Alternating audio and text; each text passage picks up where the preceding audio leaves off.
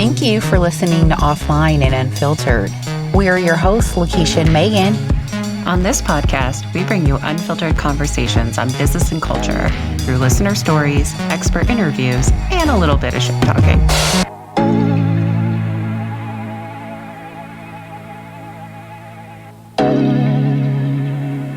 So let's go offline and unfiltered with Gabriel. So we have our guest here today, and I would love for him to just introduce himself to all of our listeners. Good day, everybody. So my name is Gabriel Gutierrez. I am, the best way to put this, it took a lot of versions of me figuring out what's the best way to put all these crazy things I do into something coherent. And that is pretty much, I am a creative developer in the arts and mental health industries. As a certified peer counselor, I am also a game developer, DJ, and spoken word artist. I'm also certified in rap, a big certification from the Mary Ellen Copeland Center. I am also considered a lived experience trainer, where I share my lived experiences with others and how we can apply that to better things for ourselves. And also, finally, a support group facilitator. I am deeply involved in the involvement of mental health and the arts because I've been really told that I've been, to just stay quiet for too long throughout my life, and it's just no longer acceptable. And really, most importantly, the main driver behind what I do and this investment in my path is my son, 5 years old as of this. And so, ready to expand my lived experience and all things I'm involved with further. Thank you for that introduction, Gabriel. And I believe we are all very layered and we have several facets to ourselves. And so what I would like to do for our listeners, I know you described yourself as a creative developer in the arts and mental health space. So can you just unpack that for our listeners and tell us a little bit more about what that means? So we'll take it. So there's two segments to this. So we'll start with the arts part. This has been something I've been involved in for a much longer period of time. So the arts is everything to me interactive. Game development and game design, which is my specialty. DJing, anything involved with music production, which is also what I do.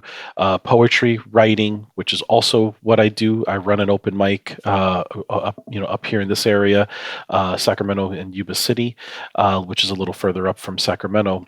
But then there's the other parts that I don't do, but I'm deeply involved in and support as much as I possibly can. And that is filmmaking, songwriting, even though I have dabbled with some songwriting, painting, fine art, line art, all that, dancing, theater, all facets of that. Anything where expression is made by not just words. Where words are not enough, we have these other things, and that's the arts to express ourselves.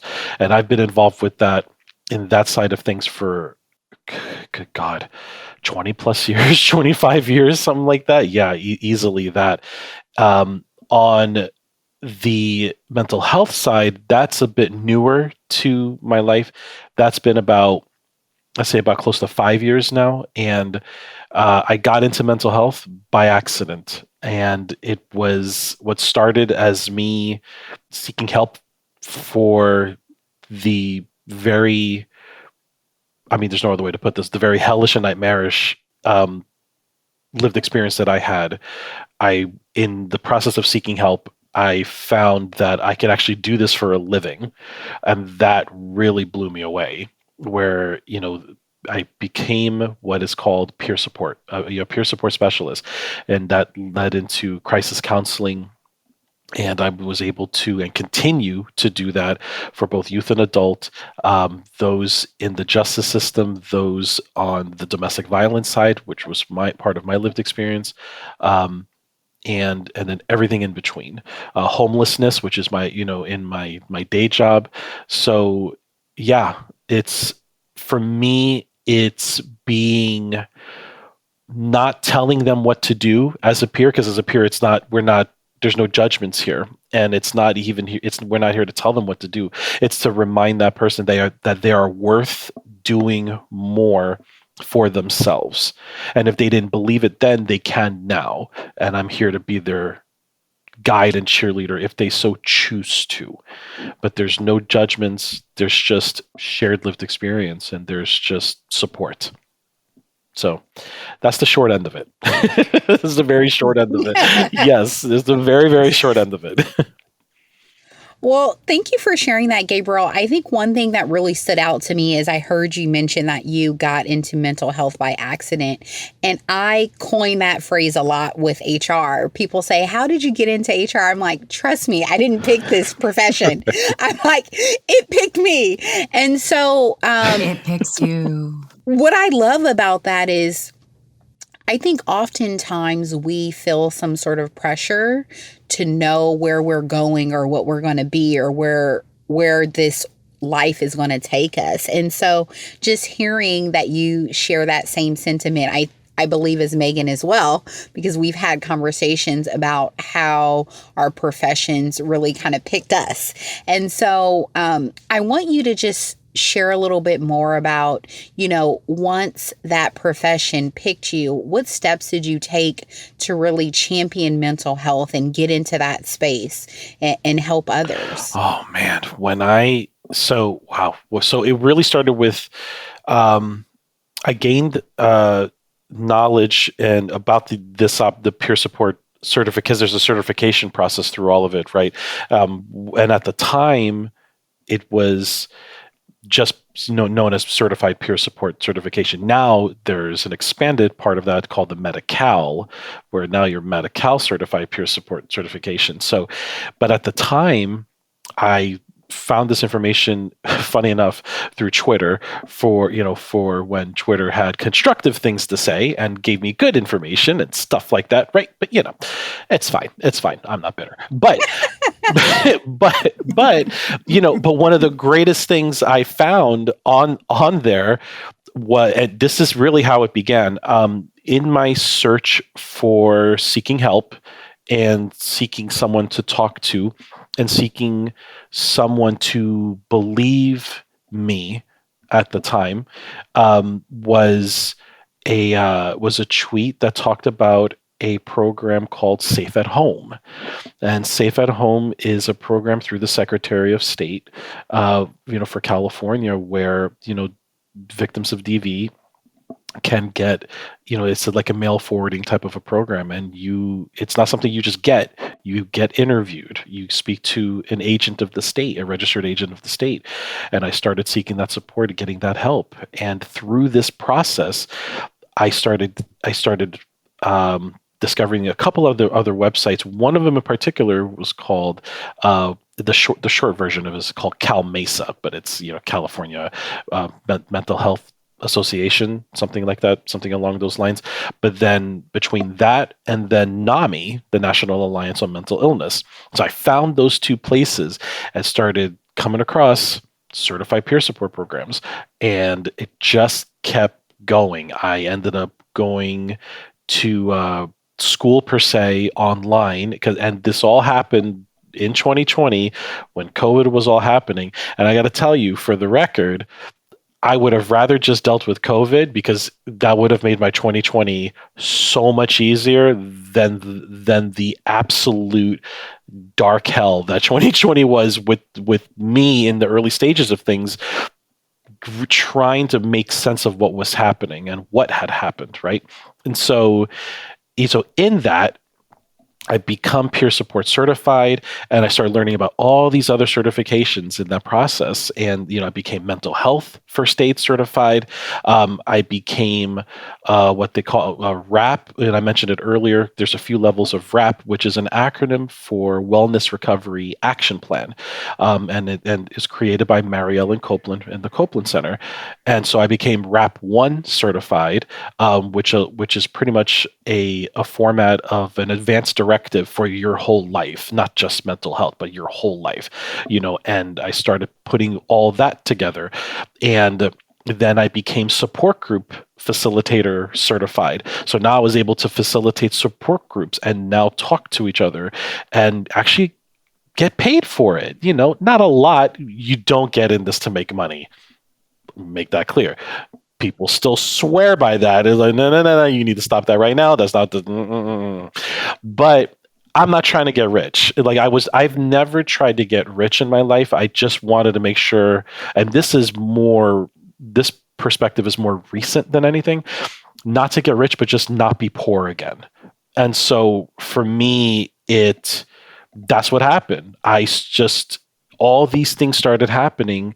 And before I knew it, I was helping those on probation, speaking out as an advocate for them in the court system. You know, knowing they messed up, knowing they were taking drugs at the halfway house, knowing that they shouldn't have done that, knowing that they were taking stuff from their roommates, knowing they shouldn't have done it, they got caught, knowing they ran away, all these different things, and there I was still advocating for them because I still made sure I believed in them somehow, because in most cases, everyone else stops believing in them. Everyone else just gives up. So for me, it was not just my job, but it was an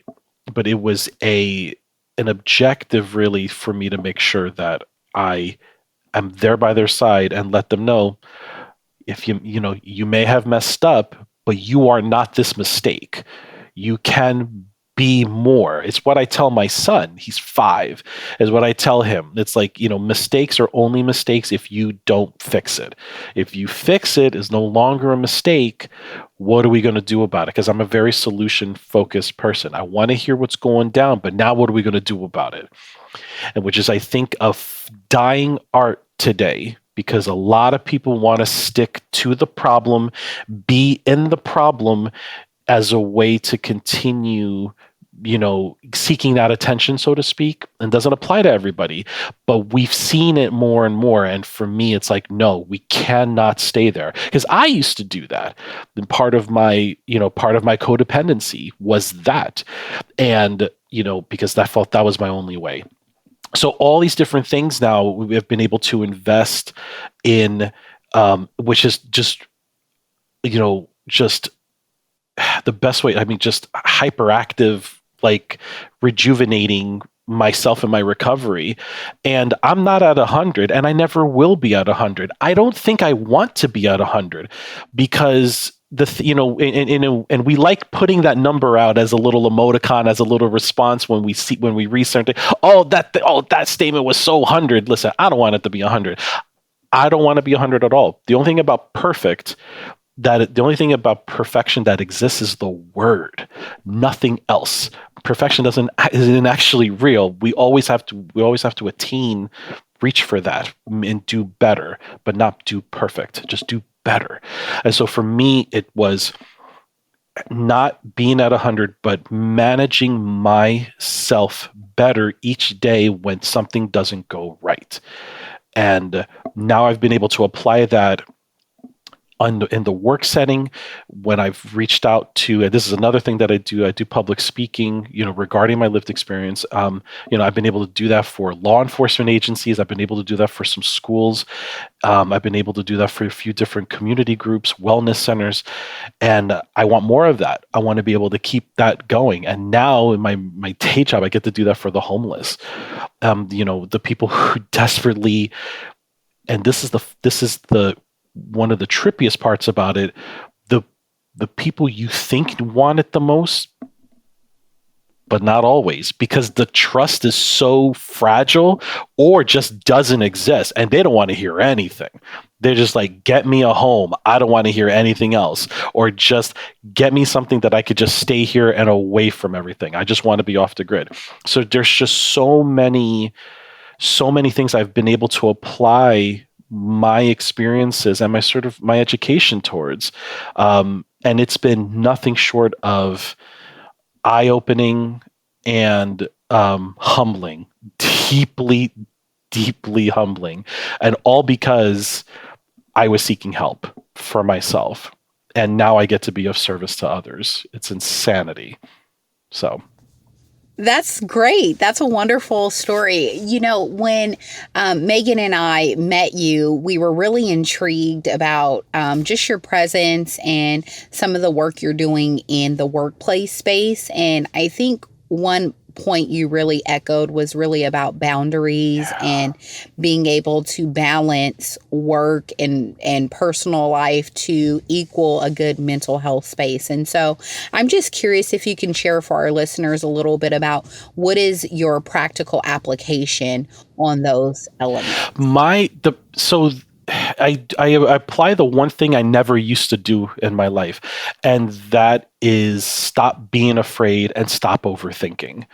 I'm a massive nerd, and nerds overanalyze. We love to overanalyze. We love to overthink. And because of that, and I mentioned earlier about the codependency part of it, the codependency took away my need to establish boundaries, because to me, the boundaries were going to drive them away. And if I set that boundary, they're going to run, they're not coming back. I've lost the only person that made me feel interesting in that moment. And that I lived like that for 85, 90% of my life. And I didn't know that was that was my codependency, like, because there's different forms of it, right? So my form, thankfully, was not because we tend to look at the codependency on alcohol, drugs, and abusive behaviors and things like that. For me, my codependency was intimacy, and not necessarily physical intimacy, but intimate friendships, connections, feeling interesting enough, feeling like this person talking to me is interested in me enough, and I'm going to hold on to it for all I can, and there's no need for boundaries. Why do we need boundaries? They're interested in me. I can be me. And not realizing that part of what makes you are the boundaries you set within yourself and to the people you meet. Strangers, professional coworkers, especially the work life. Oh dear God. But then family and relationships. I was awful at that because I was so afraid of losing that and feeling that I will go back to being nothing and being uninteresting. So, yeah. I absolutely resonate with that. Like, I think I have been in jobs in the past where I didn't realize I had a codependent relationship with my workplace because, like, all my friends are here. We're a family, all that sort of thing. And how and feeling she's laughing because I say that thing like, listen, the thing about family, and I didn't mean to, I apologize for interrupting you, but I gotta call that out because I'm so happy you said that. Because here's the thing about family. There are people, we forget that during Thanksgiving, during those dinners, during those Christmas dinners, their family we don't want there. It's like, grandpa coming back. Oh my angry aunt is coming back again. She just got divorced from this I don't need. She lonely. He lonely. You know what I'm saying? Right? Hide them low. Right? Exactly. And so I would love, I can't stress enough, and this is a thing I'm going to be doing more and more, telling companies, telling the community, if you're talking about we a family here, I probably don't want to be here because I don't need family. I already got my own and I don't want to deal with that. I'm just like, I only love some of them. I respect all of them, but don't think I'm coming to talk to you because I've been through all that. I'm Danny Glovering this thing. I'm too old for it. Too old for this. So you know what I'm saying? I'm just too old for that. And so so it's that. So I totally I understand that. So carry on. I'm sorry. Yeah. But it's like what you said too. It's like I felt more interesting because of my job, right? And I think people struggle with that too, where you tie your identity to your job. You feel like where you work is who you are. It's not, for anybody listening. And that's what makes it really hard to set those boundaries because it's like, I know it's 7:00 at night, but maybe I just check Slack one more time just to make sure nobody needs me. And it's like, and even if someone needs you at 7:00 at night, like that's not okay. And I lived that lifestyle where I checked Slack before I went to bed. I literally wouldn't even be out of bed in the morning before I was checking Slack to see if anything had happened overnight. Worked for a global company, right? So there's stuff happening while I'm sleeping. Weekends, holidays, vacations, friends' birthdays. I just felt this like constant need to be like accessible and available because I'm like, I'm so special because my job is so special and we're all so special. And I was awful. I think I'm still working on it with like boundaries and identity. So anyway, just like really resonate with all of what you said. I appreciate, I really appreciate that because, that goes back to the not ever being 100 thing. Like, it's because there's the phrase of, don't settle for less. I would say potentially controversial. Don't settle for 100. Don't be 100 because what happens is when we set that kind of expectation, and I feel that expectations can be your best friend or your worst enemy. And my God, the amount of friendships and relationships, professional connections that have ended or just been disrupted unexpectedly because of stupid expectations and in most cases expectations we weren't even aware existed. We didn't know were there, right? So But this is why I can't stress enough that whole stop striving to be 100. Stop striving to be 100. We are human beings. If we strive, if we seek that, what happens when we don't? What happens when we have a 99 day, but then not even the next day, 2 hours from that feeling of being 99, we drop to 40, and it's something that happens beyond our control. What happens then? And then because usually what happens, the first thing we do, we go online. We go on social media, we start venting about it, we start talking about this thing, and we start seeking some sort of validation when in most cases we end up finding confrontation. Get over it already. And we start getting the opinions of other people who have no idea what we're going through. But we're so quick to forget that, right? And this leads to another thing that, and I don't want to miss this point because you said it a few moments ago. And I don't want to miss this point because, yes.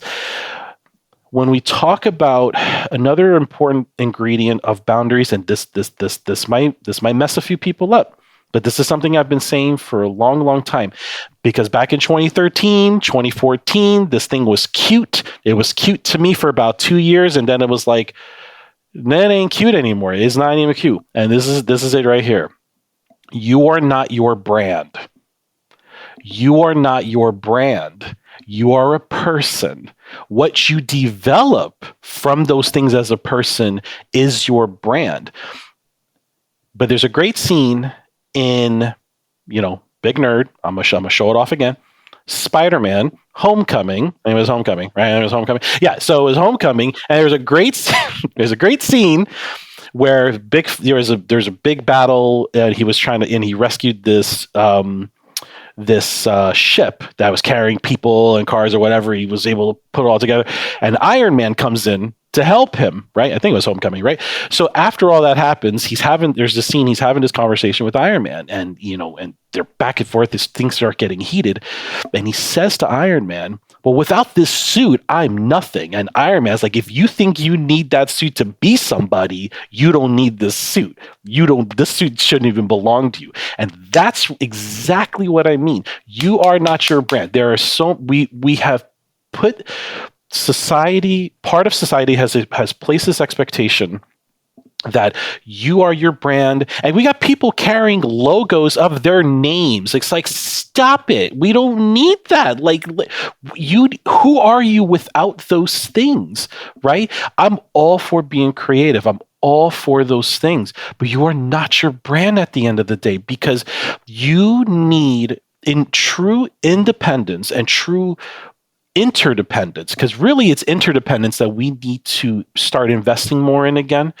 The true independence is knowing that all those things were taken away from you, all those things that you develop get removed from you, and you can still walk, and you can still do the things you got to do. You can still be a parent if you're a parent. You can still be independent. You can still be a good partner if you're in a relationship. You can still be those things and create something new. You can look at what happened to you. And again, this goes back to the mistake thing. You could look at the mistakes. You could take it as mistakes or regrets, but then and this is the importance of those boundaries, setting those boundaries of like, okay, how much longer am I going to keep being in this realm of misery, this realm of regret, right? But it's like that boundary is like, that's it. You've been here too long. And the importance of the importance of having those negative feelings is acknowledging it. We have been told for too long to push it away. We have been told for too long to just move past it, especially as men, where we're told not to share our feelings at all. It's like, stop it. It's like, no, express your damn self. But, but it starts with the acknowledgement in order for growth to happen. And that's just part of the huge importance of those boundaries, because it's not just boundaries on how not to get treated by somebody else, but how to treat yourself. How are you treating yourself at the end of the day, right? And so huge. And yeah, God, I love this. This is great stuff. We're I love loving it too. Thank you. I appreciate that.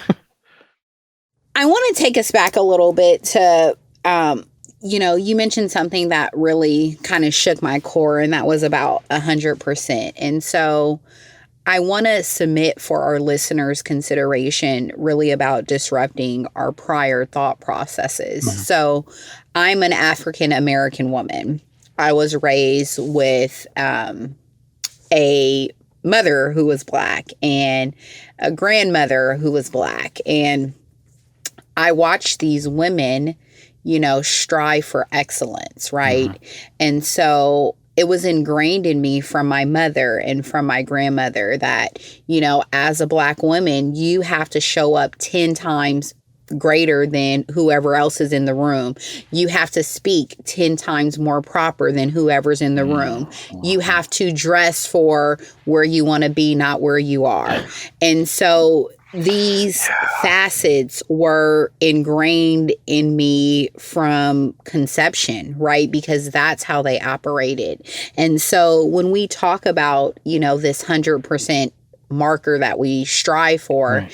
I'll be honest, it's something I struggle with, and because that's what's been ingrained in me. And so even Megan will say, like, boundaries, don't respond to that message, when we're working at right. night, and so like, we got shit to do. Put your phone away.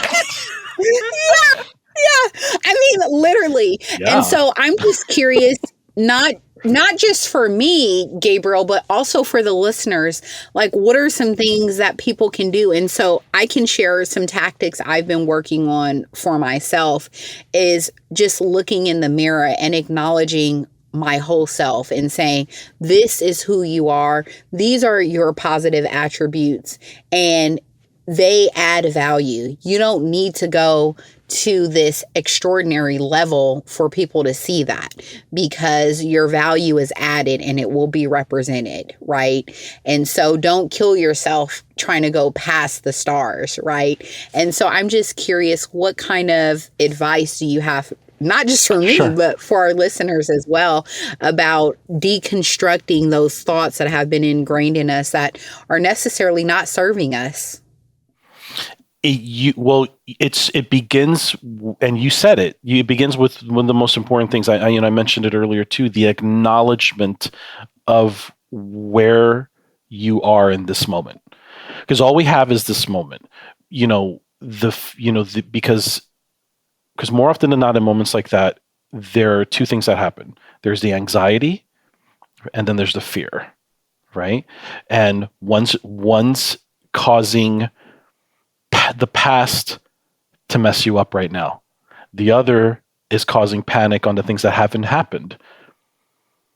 or may not ever happen, but you think it might happen, right? And I think in your, for you, you talk about your culture, your family life, so I'm sure that's always going to resonate in some way. Because I, Lord knows, I'm 47 and I still hear my mother in the back in the ear, Gabriel, what you doing? Gabriel, how you trying? Right. Gabriel, how you trying to do this? Gabriel, how you trying? And my mom's not even alive, and I still hear her voice. My mother is 3,700 miles away, and she is like, I can still sense that I'm gonna get grounded. But then I hear the other parts of what my mom says. It's, you keep it going. Remember what I went through to get here. How are you going to do it to get there? It's like, I never stopped you. I never held you back from going after these things, even though I was worried. I was always worried, but I never stopped you because I wanted you to grow so you can fly. So, and I think about those kinds of positive reinforcements from my mother as well, right? But I would say, to continue forward, I would say the acknowledgement is number one. We can't push it away. We want to push it away. We've been told to push it away. Absolutely do not do that. You got to acknowledge it. But here's the important part. When you acknowledge it, don't stay in that space. Don't stay in that space. Every emotion, every moment we have has a shelf life. Right. And so that shelf, some have longer expiration dates than others. But in that moment, we ain't got that kind of time, to let that acknowledgement linger for too long. Right. There's a reason you've overstayed your welcome exists. And we have to do the same thing. Right. Right. We have to do the same thing when it comes to when if you will, the past comes back to haunt us, quote unquote, whatever the case may be. But from there, it becomes, I've acknowledged where I am. What are we going to do about it? Usually that's enough. Sometimes it's not. What happens when it's not enough? For me, I think one key factor that's helped me is purpose. And how do we create that purpose? By asking why. Why am I doing this again? Why did I get into this line of work? Why do I have these people in my life? Why am I talking to myself like this?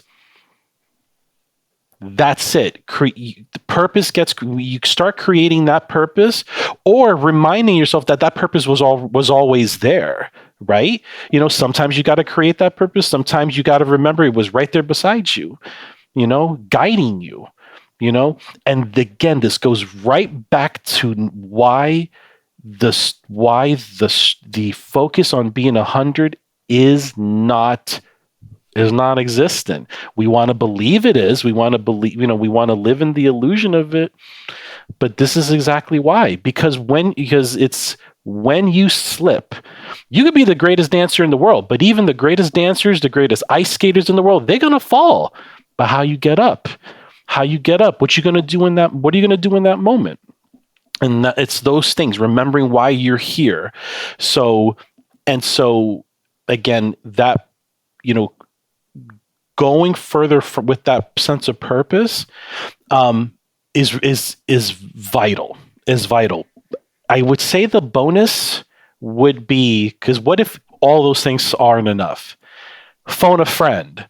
You call who's your support system? In rap, in my rap certification, one of the things we talk about is, because you're setting your life plans, right? Your entire life plan. And part of that plan, this is what intrigued me so much with rap, was, it's not just, who you're going to call when you're feeling down. It's not even that. It's, when I'm feeling this, I'm going to call such and such. But the other part that I really love is, who don't I call when I'm feeling like this? That was my favorite part. If I start having some breakdown and the cops show up, or a counselor shows up, or I'm at the hospital already, Please do me a favor. Do not call my abuser. Do not call such and such. I didn't know that was a thing I could do. But holy hell, I was like, I can do that? And yeah, and in some states, you can actually legalize that. It can be a legal document. In some state, you could legalize that. It's a beautiful thing. So again, that's where it's who's your support system? Who is your support system? And go for it. Go reach out. Don't be afraid to reach out and be like, listen, I need you. And this is something I hope we can expand upon in a little while, is I don't need you to hear me. I need you to listen. Because there's that whole thing. I hear you, and it's good. It was better when we started hearing that phrase come out more and more a few years ago, but it's not enough now. We need to listen. We have to, and that there's that boundary again, the boundary of I'm calling because I'm going through this wicked thing right now, and I need you not to hear me. I need you to listen, and I'm going to share this thing because it's about to get down and dirty. I need you to listen. So. And then hopefully they will respond after you've said your stuff. They'll be able to say, like, do you want me to keep listening? Do you want me to share my 2 cents? What do you want me to do? And that's when you've been successful. You've been successful in establishing that boundary. So there are a number of other things, but I would start with those things, and yeah, I hope that helps. I hope that it certainly has helped me a lot, but it's putting it into practice. Remembering, I think the final component is remembering you are worth doing that at all, because that's the other part that we forget, because we're in it. We're in that sadness. We're in that frustration. We're in that rage. We're in all of those things at once. And we very easily forget, because this has happened to me, God, a lot, to remember that I'm worth not being here. I am worth more than this. What are we going to do about it? So it's what I'm teaching my kid. He already knows what mental health is. It's what I'm teaching him. It's like, be in this moment. If you can feel what you feel, but what are we going to do about it? Because feelings aren't facts. What you do from those feelings become fact. The action you take from those feelings become fact. So otherwise, it ain't fact. It's just a feeling. Emotion is an ingredient, not the end result. But many people turn emotion into the end result, and it just does more harm than good. Or the message just gets lost. But we got to make things tangible again. So, yeah, I think this is such a good thing for people to hear. If you're we have leaders, managers, hopefully other HR people, friends, family, et cetera, listening. And I think one of the biggest pieces of advice, I would always give, my employees going through shit, what do I do? Mm-hmm. Or shit's really bad at work right now. All my people are upset. How do I handle it? And I think don't get in the hole with them. Yeah. You want to be someone who gets them out of the hole, right? And really trying to listen, I think is the biggest piece of advice, is just listen and help them but don't get in with them. I know it fucking sucks too. And it's so shitty and whatever. Right? That doesn't help anybody. It doesn't help them. It doesn't help you.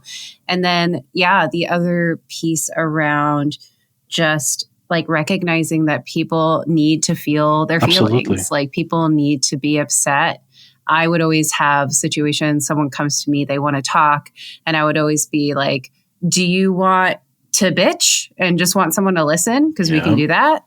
Do you want a solution? Because we can work on that together. Or do you want some kind of escalation? And then I would say, let's start with number 1 and see where we land. Because you don't have to have an answer right away. But I think setting that intention in a conversation is what part do you need me to play here? Is really, really critical in just communication in general, because I think we've all been there where we just want to bitch. Yeah. And then like someone's coming at you with like, well, you should do this. And you should try that. Oh my and God. talk to this person. And I'm like, yeah. that's not what I need right now. Yeah. Right now, I just need you to listen. Like, that's not why I phoned a friend. I don't need you to be Google giving me 40 pages of search results. I need you to just process with me. That's all I need you to do. Have you tried meditation? Have you tried yoga? Like things like that. It's like, not helpful. It's like, not helpful right now. It's like, no. I don't want yoga. I don't want meditation. What I need is for you to listen. And you said something very interesting, and I want to create a good little premise on this metaphorically. If going down into that pit with them, don't go into the pit with them. Here's the thing about that. If you do, because more often than not, we tend to, because we don't want to, because for us, that's our way of being by their side. It's like, okay, I'm going to dive in with you. But then there's that saying, misery loves company. So how would we dance with that? Everything's a dance. I love dancing, usually. Only to a few good things, though. Most stuff I can't dance to is just ridiculous. It's like, what? It's like, do they have something going on? Anyway. Tangents aside, if you're going to go down into this sort of emotional pit with them, don't let it, go down with a bungee cord, so y'all can bounce back up when it's all said and done, and be like, all right, let's go. We're gonna hop right back up. We're gonna climb back out of there, so we don't stay here. Because again, it's that the acknowledgement of that is important, but not staying in there, and that's why I say that. So, I think I would equate that to like a Navy SEAL, right? They have a mission. They're going in to get the rest of the team, right? And so they say, we're going to drop you in at midnight. You're going to hit the ocean. You're going to swim in. I need you to extract the 10 members who got stuck in the rainforest. Yeah. They're going into the rainforest, right? But they're intentional about, I'm coming to get you out. And so I think that's how we have to live our life with the people in which we value enough to get them out, right? We have to say, I hear you, I see you, and I'm coming to get you out, right? Now, there's levels to this, right? Maybe you're not meant to get everyone out, and I really want to submit that for everyone's consideration who's listening, because we try to be Captain Save-A-Ho, right? And that's not who we are. We cannot save the world. Okay, but great. There are a select number. I was like, we need that on a t-shirt. I was gonna say that's a great t-shirt. I'm not Captain. Go on. But there are some people. There are some people that you want to save. If my nephew was to call me right now, I would end this recording and hop in my car and I would go save him. Oh, no doubt. There are right? And so there are people, and I think that's where we get confused, and that's where our boundaries are not clear with ourselves, right? Because we have allowed people to believe they have that authority in our life, that they can call us, and we're going to jump in like Navy SEALs and extract That's right, them. but they're family. So, like when you're trying to record and your office is calling you. Right? Yes. Things like that. Like, you saw my Outlook calendar. What the hell? Right? That kind of thing. And it's. But I love that thing with, because again, that goes back, family. We think, family, no holds barred. This is family. Family is everything. And damn Vin Diesel for exacerbating that nonsense on the Fast and the Furious movies. I digress. The point is that we still need to establish those boundaries even with them and just be like, all right, I'm here. We ready to roll? We can be in this, but are we ready to roll? Where we got to go? Where do I need to take you? What we got to do? And I think it's, as you said, making it clear to them as best as you can, right? Because the other side of it is, are they even listening right now?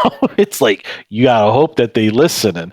But that's out of your control. You do your part. Did you do your part? Did you read your disclaimer to them? And then you just gotta hope it it goes as smoothly as it will from there. But yeah. I have a question Sure. for you, maybe a question Sure. for the group, question for the Okay. class. Do you think being your authentic self at work is a trap? Do I think being my authentic self at work is a trap? That is a phenomenal question. Everything has a time and place.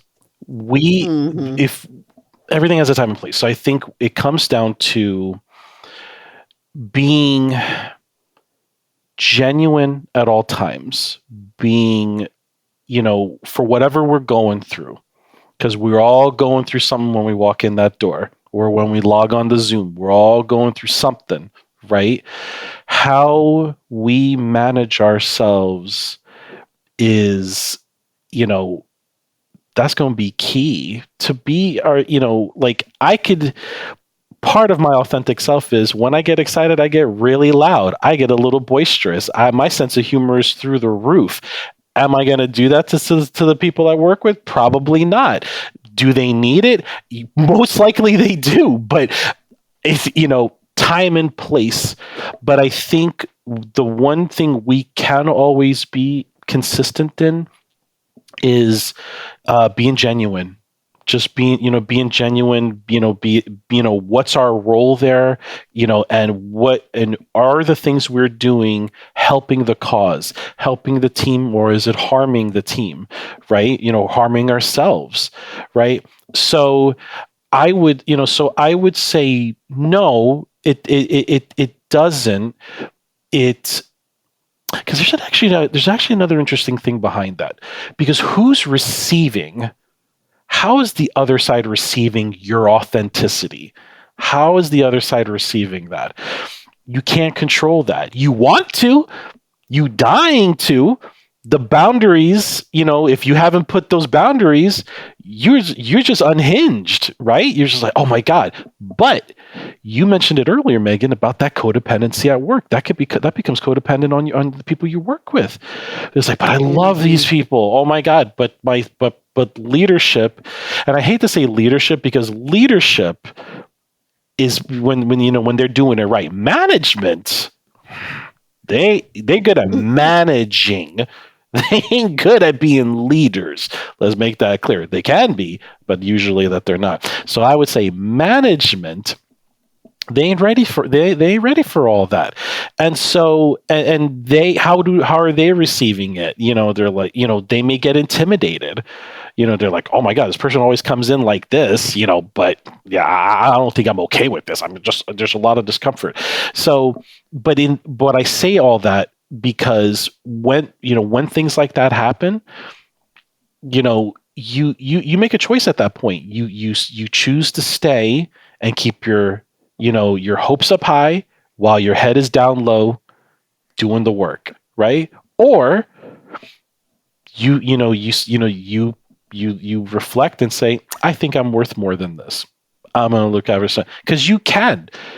Every state is when we look at work, every state is at will. So exercise it. Just exercise it. Yeah. If you feel you need to, we try not to overdo that, right? Because we really want that structure. We want to be able to stay and grow in a place for a long time. But let's be real, ain't no one worth it. If you're impacting my physical health and ultimately affecting my mental health, you got to detach from that. If it ain't good for your mental health, you need to detach from that. That's not going to fit you. It's not going to fit you. Yeah. So, and because if they can't respect your authenticity, if they can't respect your genuine self, it doesn't matter what you do. It doesn't matter what you do. They're never going to see that. And how do you grow from there? How do you feel like you're growing from there, right? Because then that impacts your self-esteem. That and then more often than not, because we've seen this too, and this really hurts when I hear about this. When we turn to our coworkers and we try to tell them this thing we going through over here, it's like, man, this other person didn't share this thing with me. This other person didn't share that thing with me. Like, I could have helped them with this project they were doing, and no one reached out to me. they're like, we don't deserve that. We don't deserve those kinds of things. So we try to speak out. And I think the mosquito that I thought I slapped came back to life, because there's another one crawling. What's happening right now? So, but anyway, let's go. But I hope that makes sense. Because we end up finding that we can't even turn to the people that we work with. So but we have to just like in our personal lives. I think at work we have to try to determine who our support system is at work.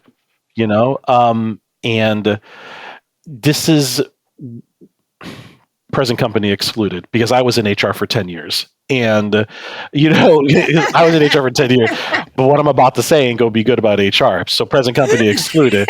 So, but HR really has a responsibility to help be that support system for our employees, but they've turned the focus on the resources of the human resources rather than the human of human resources, right? And so if HR, thank you, that actually means a lot. Thank you. If HR can refocus their shit on the human part rather than the resources part, that could help. That could, I think, prevent a lot of people quitting, a lot of people just giving the minimal, and that's it. I'm like, all right, I'm done. You can't bother me. I did the minimal. I adhered to the job description.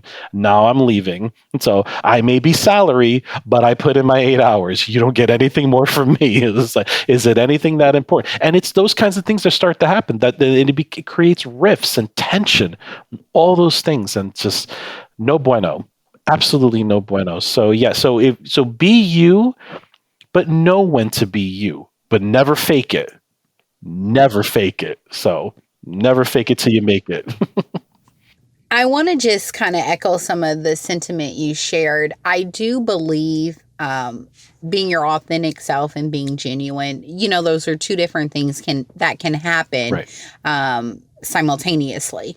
But I do believe there's layers, right? Yes. Not everyone is allowed to see your authentic self, right? Because oftentimes we give too much to too many people, right? Vulnerability is a gift. And that's like Christmas, right? I'm not buying a gift for everyone I know. Right. And so it's the same thing. I'm not going to allow everyone the ability to get within my interworkings, right? Because there's levels to it. And I'm going to be genuine 100% at work. Everyone knows when they talk to me, they're going to get the real deal truth. Mm-hmm. Now, my authentic self, there are limited people who I trust to have that sacred space with and be 100% authentic, because number one, I value their opinion. I know that they are a safe space for me to be authentic. Right. And so I think that's often where a lot of the tension in workplaces happen, because people are authentic with someone who doesn't respect their authenticity. And then it's a clash of the titans, right? Because you said, oh, Gabriel, I gave you my everything. I told you all of my intimate who I was. And you were like, kiki, like, ha, ha, ha, look at you, Lakeisha. Right. And so. But you're right. You're right. Those are right. Those are the levels. And so I submit for everyone's consideration, whether it's a professional colleague, whether it's a friend that you're getting to know, whether it's a intimate relationship, take it slow, right?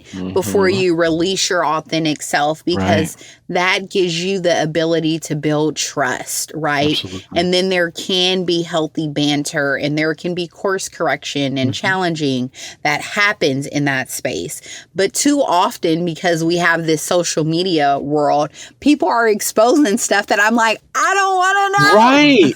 Yeah. It's like, that. why are you sharing all that? Right. And that's the thing. We feel we need to overshare in order to get that draw, to get that attention. It's like, hold up. It's like there's again, that goes back to the time and place. And I think also you said something really important as well, Lakeisha, is so I use it in the people in my life, differentiating, because I think people have lost the meaning of what friend is. They forgot what friendship means, right? For me, there's a lot of people I know in my life, but how many do I call a friend? I don't call that many a friend. I have a bunch of people I know in my life. They could be nice with me, they could be cordial, they could even and so on and so forth. And I'll give myself, like I'll be me, can they handle me, whatever. Okay, I may dial it back or dial it down a little bit, but I'm not changing for anybody. I used to do that. I used to change for others. And again, that's all that codependent thing that we're talking about earlier. If I change, they'll stay. And I now know, let their ass go.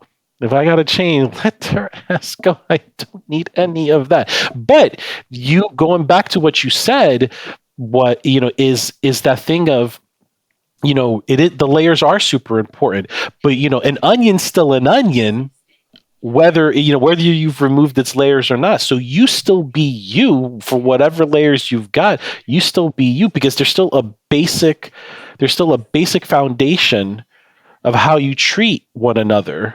And that right there, if you're not helping, you're harming. And so, and it's that, and it comes to that. Are you helping them? So, are you listening? Are you just being, are you being a good presence? Because it's that vibe. We're going to sense that vibe. People paying attention, they're going to sense that vibe, and at the end of the day, all those things needs to grow into the ultimate thing we all need, no matter whether it's work, family, relationship, strangers, whatever the case may be, is trust. If there ain't no trust, it don't matter how you are, no matter what you do, there ain't no trust. There's no trust. So that's good. You don't have to bare your heart and soul at work to get people to trust you. You don't. And I think that that's the trap that a lot of people fall into is like, I need to be this person's best friend and I need to tell them everything so they trust me. Trust is consistency. Right, precisely. Being nice. Yeah. Like, being responsive. Like not in a crazy way, but like those things, knowing your shit. She's coming for me. She's coming for me today. I just want you to know, Gabriel. She's coming for me. There's more going on right now. Do we need to have a peer support session together after all this? I'm here. I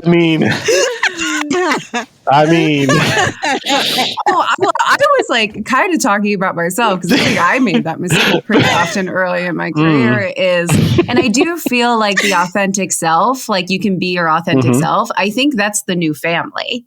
I think it's like the new.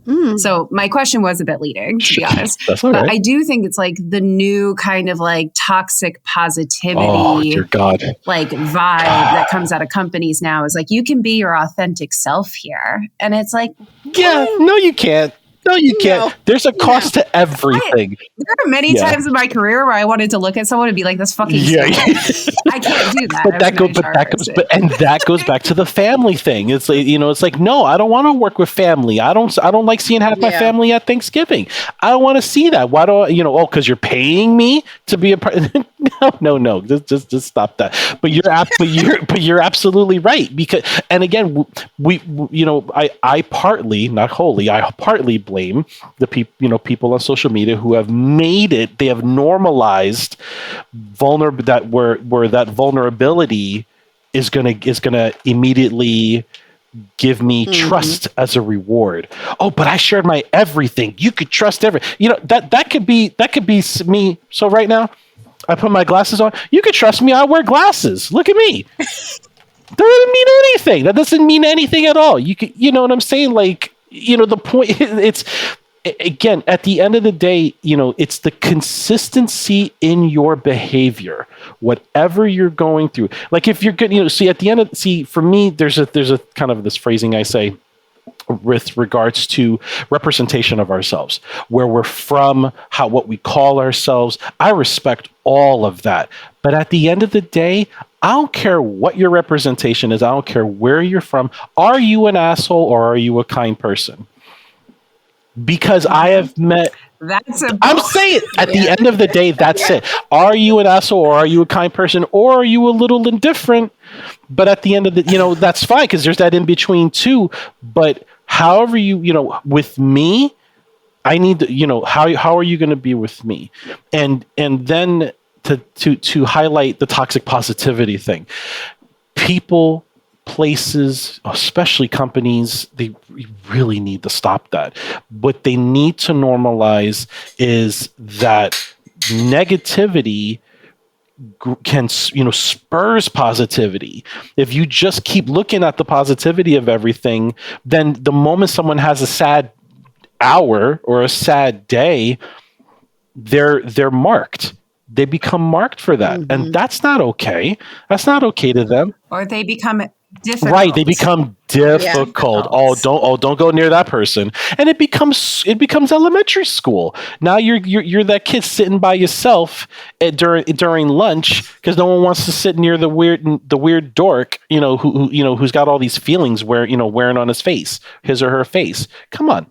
No, not okay. Well, I think another thing it does as well is it de-arms someone from being able to deal with those difficult situations, right? When everything is blissful, as soon as that, it could be very minute, right? Mm-hmm. But it becomes magnified because you have essentially stripped away their skills mm-hmm. of dealing with difficult, disgruntled, mm-hmm.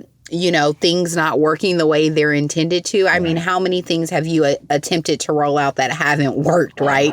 And so people lose that almost skill. All of them. Really, and you were confident. This thing is going to be this is going to be so well received, and it's just one person where they're having a bad day because the wind blew the wrong way, and now everybody's about to suffer because of that. No, we ain't doing this thing because I'm having a shit day, and you're all going to suffer with me. Yeah. Right? Yeah. So I want to pivot us a little bit. I'm just curious what I'm seeing, recently in the workplace. And also, I guess I've seen it for a long time in the workplace. Mm-hmm. And maybe it's not just the workplace. It's people as in general, right? Sure.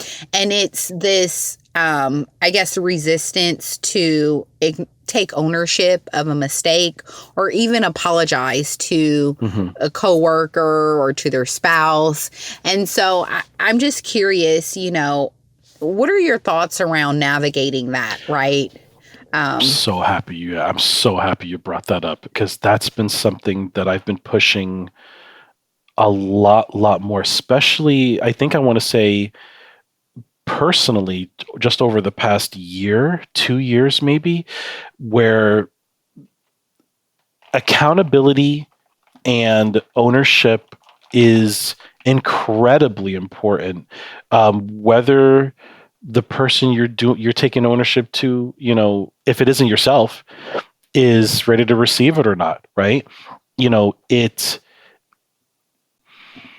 There's a lot, and I'm a wrap on this one for a second. I gotta wrap my head around it, because so I'll start with my son. My son was taught at an early age that if a kid talked to him a certain way, he pushed me while we were playing in the park and all, but daddy, he meant to do it because he didn't say sorry. He meant to do it because he didn't say sorry. So I shared my response to him was, you're right, but I also want you to remember something. Saying sorry isn't always by words. It's often by action. Did they do it again? No. Okay. Sometimes saying sorry is not just saying it, but it's also changed behavior that comes from that, right? And I think it's ownership and accountability is another dying art, and it's another thing we really desperately need to rekindle, because there is a sense of lawlessness in people's behavior nowadays for quite some time, but I think it's been highlighted more and more, where it used to be these are the same people who would have the mindset of apologize later. The apologize later mindset, right? But now they're not even doing that. They have the intent. Like, well, if I do this and it just doesn't go right, I'll just apologize later. But now they're not even doing that because, well, look at the reaction. Oh my God, everything's so divisive. What's the point of apologizing? I don't need to do any of that. Nothing's going to change. And then it all just spirals, into who's going to stop me. And that becomes the last. That becomes the last thing in that. How and then the rest of us who are on the receiving end of it are have to settle for the table scraps from that other person, that other group's behavior. How do we move forward from that, right? So, that's why I stress both to my son in my support groups, to myself, when I was in the early stages of my recovery, what role did I play in this? And staking claim on it, because what happens when you take ownership and accountability, you then experience the true nature, the true identity of forgiveness. And when I say the true identity and true nature of forgiveness, I mean both sides of it.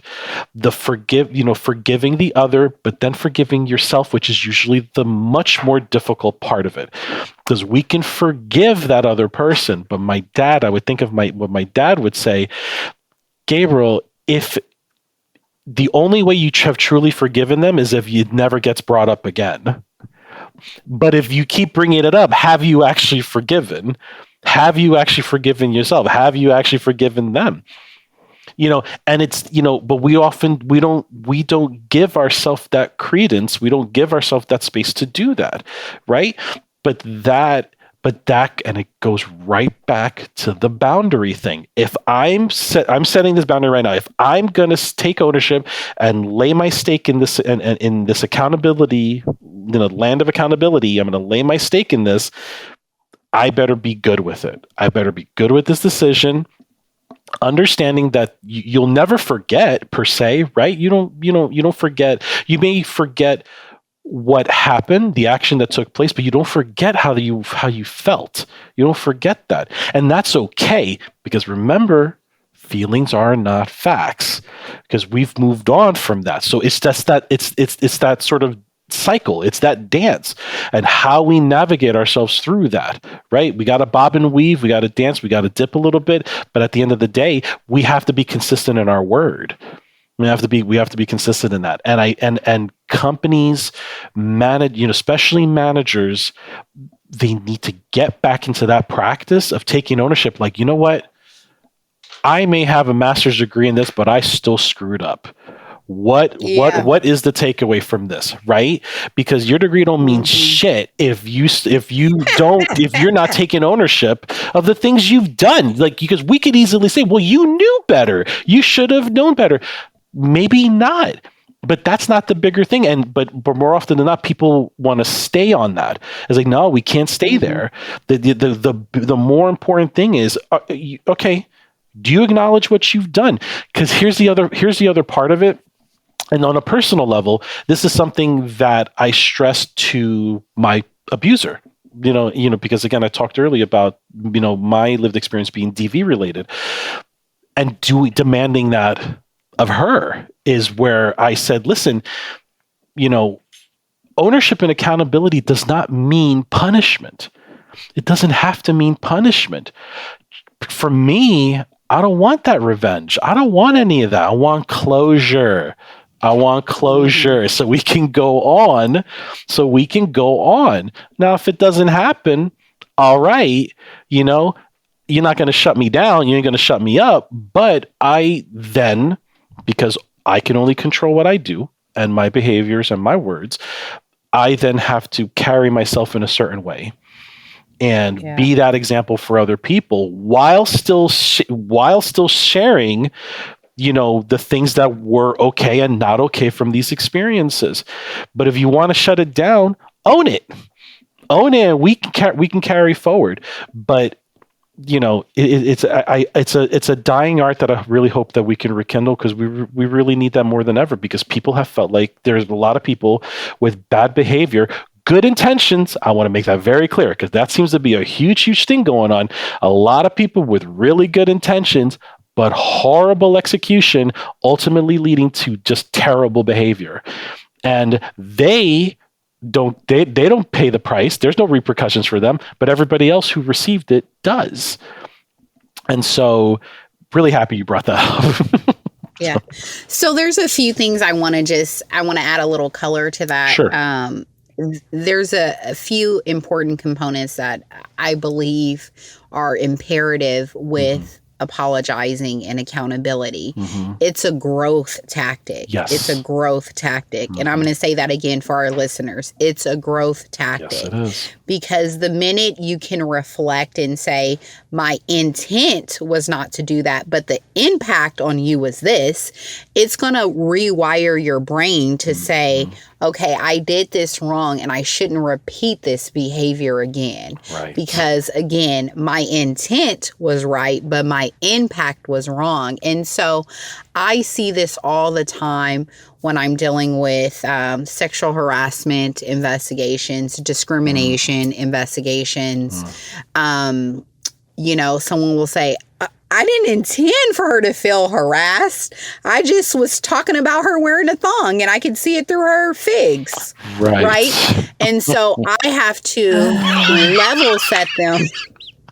I have to level set them and say, I can appreciate you're a grown man and you have feelings and you have hormones running through your body.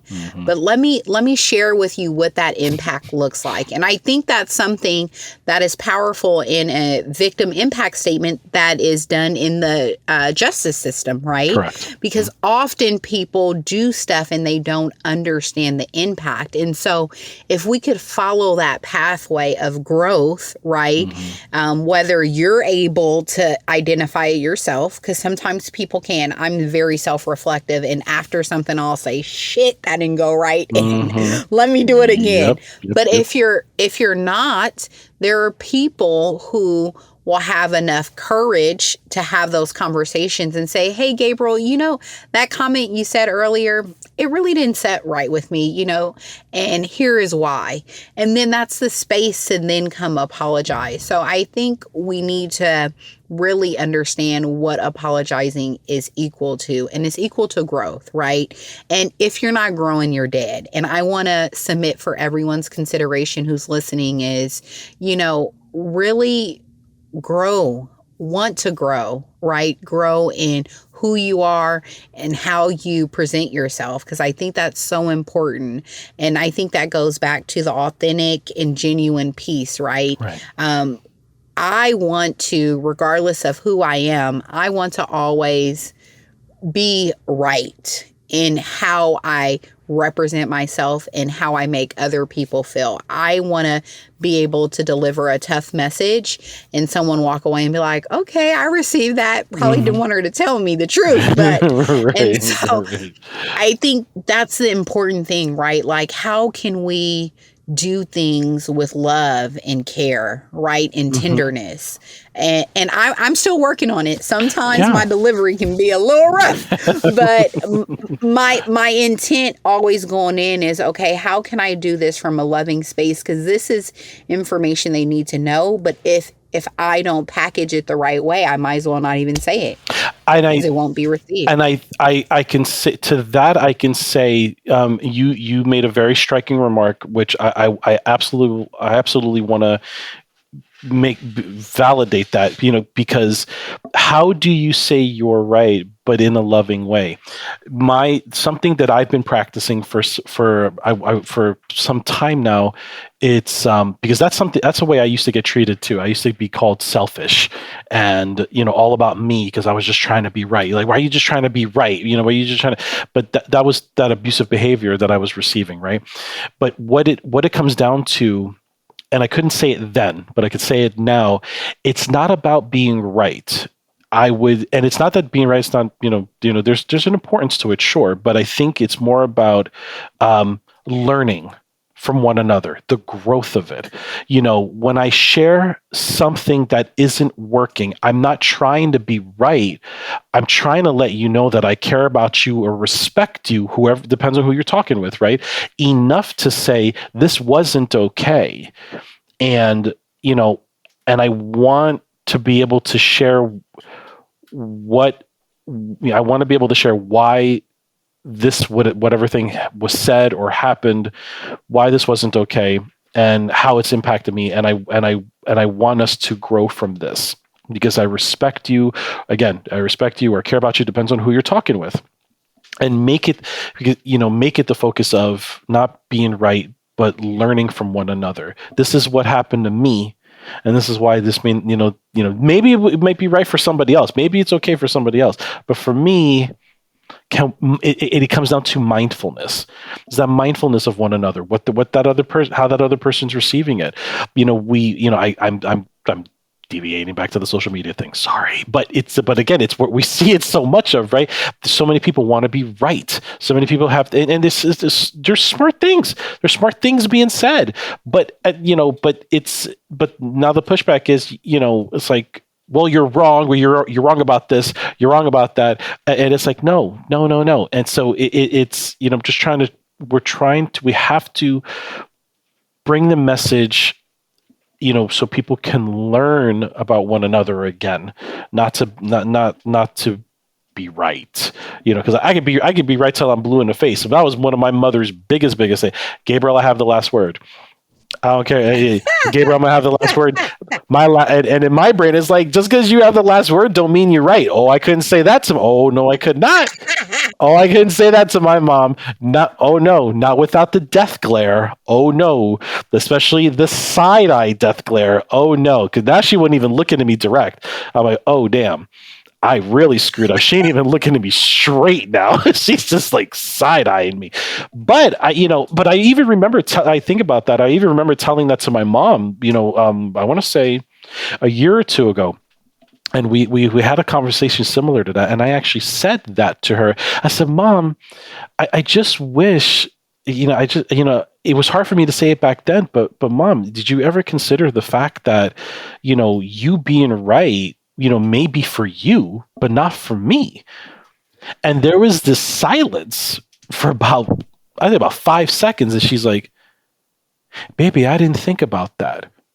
And I'm going to tell you right now, my heart just soared after that, because it was like, oh my God, one of the toughest women in my life was like, you might be right about that. I'm like, and that's when I said to my mom, I was like, Mom, I'm not trying to be right. I'm trying to tell you that it may have been right for you, but wasn't right for me. And she really had to parse that. And we end up having this like extra conversation about that. But I feel like if we can have conversations like that with other people, and where it's like, listen, I'm not trying to dissuade you from characteristics of you, unless it's creating a harmful environment, unless it's creating a harmful situation. Then I'm gonna call you out. They'd be like, okay, wait. You're hurting. You're hurting me. You're hurting me. You're hurting yourself, and it's indirectly hurting the rest of us. That kind of thing, right? So, but I think if we approach it that way, it allows.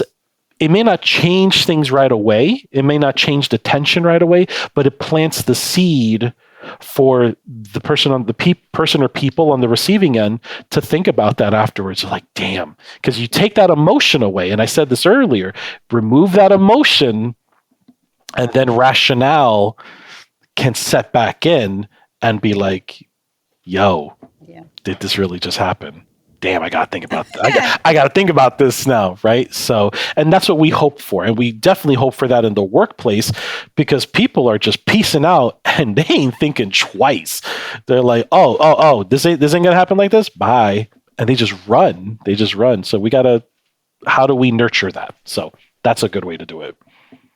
Well, thanks for unpacking that. And I definitely wholeheartedly agree with you about that statement about being right. And I think the other side of it is being okay with being wrong.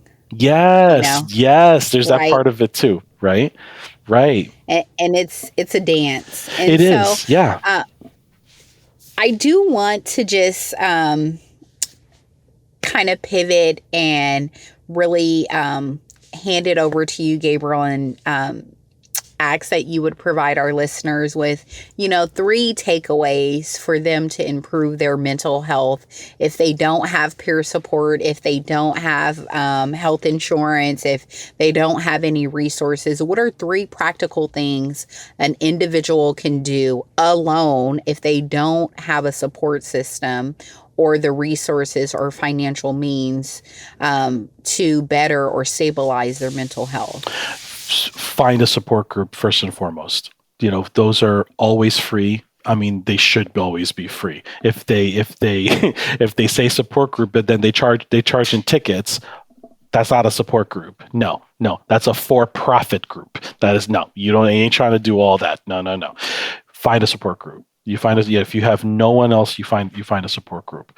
And I will always say, number 1, look at NAMI. Look at NAMI, their website, NAMI.org. They're national. They have tons of different affiliates throughout the country. I would start with them. If you, let's say, you feel a bit intimidated by that. Maybe you want something a little more on a social level. Maybe I don't want to do the support group thing just yet. Maybe I just want to network, meet a few people. I'm not there yet. I've always liked Meetup. I've always liked the website Meetup. Meetup has been around forever. I mean, that's how I found you all. Like, that's how we met. Like, I found y'all through Meetup, and visiting down there. It's like, oh my God! And now here we are. So this is a living example of how Meetup was beneficial for me. I've always found it to be very beneficial. You just have to know where to look. You just have to know where to look. But then the other important part of it is showing up when you find these things. And when people come to my support groups, for whatever else happens, because everything that they share when they come into a support group is voluntary. They are not obligated to share anything, to check in. They are there. And so I make sure I give them that credence. You showed up, pat yourselves on the shoulder, you showed up. Everything else now from here is a bonus. So I would say the same thing when it comes to these different social gatherings. Do your homework on the social gatherings that you attend. Pay attention to the people around you, the content that's being said.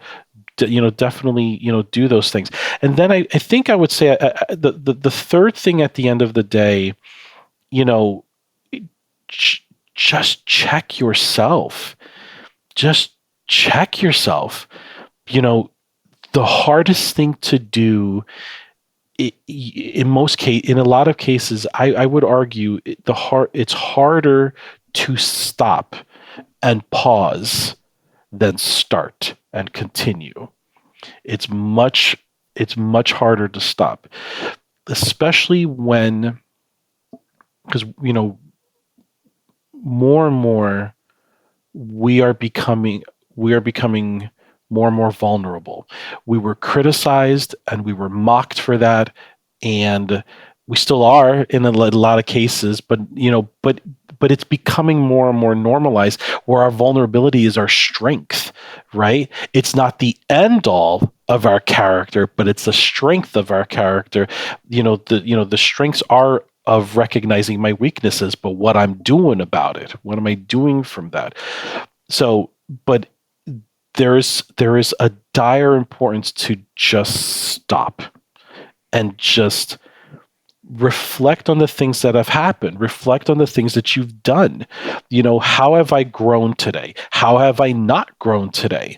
What will I do? How can I do better tomorrow or later? Being able, we have to be just the same way we give oil changes to our car, we change the tires in our car, just the same way we do those things. A Porsche is a gorgeous car, but when it doesn't have tires, it ain't going nowhere. We are the same way. We are the same way. We could be beautiful.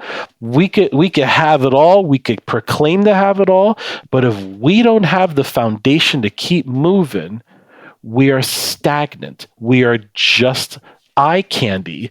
We are just a presence, but we're not growing. We're not going anywhere. So I would say, I can't stress this enough, know when to stop and celebrate the milestones, celebrate the victories, reap that, be able to do that so you can keep going, so you can remember, so you can remind yourself how far you've come. You know, there's a great quote, Steve Harvey, one of my favorite comedians, and he said in this one stand-up, "I may not yet be where I want to be, but I'm glad I'm not where I used to be." And that has resonated so hard with me for years. Do I put it into practice every day? No, but that's all right, as I'm a human being, because I know it's still there. It's just how do I gravitate back towards that? How do I revive that? How do I remember it's there? By stopping. That's what we got to do. And if we can do that, those are great seeds to our growth and to how we set the boundaries around our growth. Because we could be all reach for the sky, like be the sky. You could, no limit to how far you could. No, okay, sure, but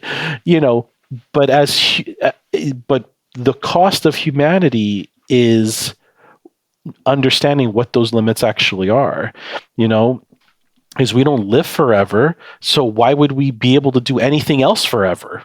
We can't. So it's being able to understand and establish those types of limits within ourselves and being okay with it, being okay with it in that moment, and maybe saying, I can't do all of this right now, but I'm going to do some of these things. And everything is a step from there. So, yeah. Well, thank you, Gabriel. I want to just highlight how knowledgeable you are in this field. And I think there are some clear takeaways that I just want to remind all of our listeners. You said, stop being afraid. Stop overthinking everything, right? And every emotion has a shelf life. Can I get an amen? Amen, right? For that, right? You are not who you were yesterday. You are not who you are last year. You are not who you were in high school, in junior high, elementary. Let it go. We're giving you permission to let it go. And then the last thing that really resonated with me, that I'm going to put a Post-it on my mirror: feelings aren't facts. Feelings aren't facts. I have to say it one more time for our listeners. Feelings aren't facts. And so, Gabriel, I just want to pay homage to you. I think, what you're doing is wonderful. And I think we've seen an uptick in mental health, and, you just acknowledging it from a male's perspective, that it's okay to talk about this stuff. It's okay to get help. I think we need to get that word out, not only to the males, but just to the world in general. Yes. And I just want to thank you and commend you for the work that you're doing in this mental health space. And I also want to just hand it back over to you. You shared throughout the podcast today that you often do public speaking. And I just want to give you an opportunity to plug yourself if someone's interested in connecting and seeking any of your services, that they know how to get a hold of you. Absolutely.